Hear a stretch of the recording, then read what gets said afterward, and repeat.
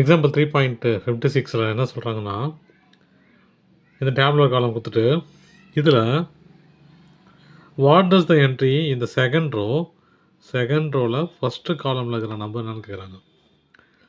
இப்போது நம்ம மேட்ரிக்ஸாக எடுத்தோன்னா, காலம் அப்படி ரோன்னு எடுத்தோன்னா, இதை நம்ம கன்சிடர் பண்ணிக்க மாட்டோம் இல்லையா? அப்போ இந்த ஃபேக்ட்ரிங்கிற காலமே வராது. ஓகேவா? அப்போ இதில் செகண்ட் ரோன்னு என்னது? ரோங்கிறது இப்படி இருக்கணும் இல்லையா? காலமுங்கிறது இப்படி இருக்கணும். இப்படி இருந்துச்சுன்னா காலம். இது ரெண்டும் காலமு. உமன் மென்னுங்கிறதுலாம் காலமு. இந்த first factory, second factory, third ஃபேக்ட்ரிங்கிறதெல்லாம் ரோவில் வந்துடும். ஓகேவா? அப்போ என்ன கேட்குறாங்க? செகண்ட் ரோ, அதாவது செகண்ட் ரோவில் ஃபஸ்ட்டு காலமில் என்ன நம்பர்னு கேட்குறாங்க. 47. ஓகேவா? ரெண்டாவது கொஸ்டின் என்ன? 3.56(7)ல் ஒரு மேட்ரிக்ஸை எப்படி எழுதலான்னு கேட்குறாங்க. 16 எலமெண்ட்ஸ் இருக்குது உள்ள அப்படின்னா எப்படி எழுதலான்னு கேட்குறாங்க. நமக்கு தெரியும் 2 எலமெண்ட் இருக்குதுன்னா இப்படி எழுதலாம் இல்லையா? 4 எலமெண்ட் இருக்குதுன்னா இப்படி எழுதலாம். ஓகேவா? அப்போ எப்படி இருக்குது? 2 × 2 தான் இருக்கும். இப்போது 3 எலமெண்ட் இருக்குதுன்னு வச்சுங்க. 6 எலமெண்ட் இருக்குதுன்னு வச்சுங்க. 3 3 3 3 3 3 எப்படி இருக்குது? ரோ இன்ட்டு காலம் இல்லையா? 2 × 3 ஆயிடுச்சு.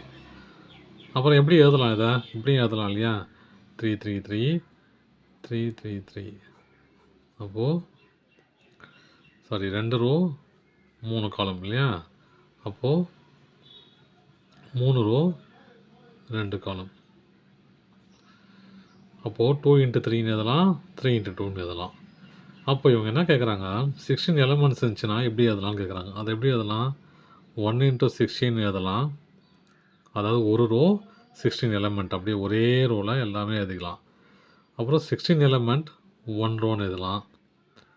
ஒரு வேறு எப்படி எழுதலாம்?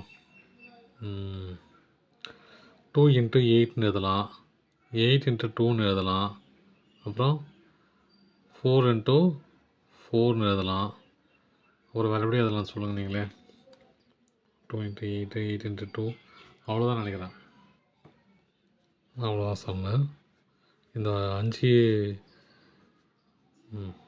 இந்த ரோல் இந்த மாதிரி தான் எழுத முடியும் மேட்ரிக்ஸாக. அதுக்கு மேலே எழுத முடியாதுன்னு நினைக்கிறேன். எழுத முடியாது தான். ஓகேவா? தேங்க்யூ.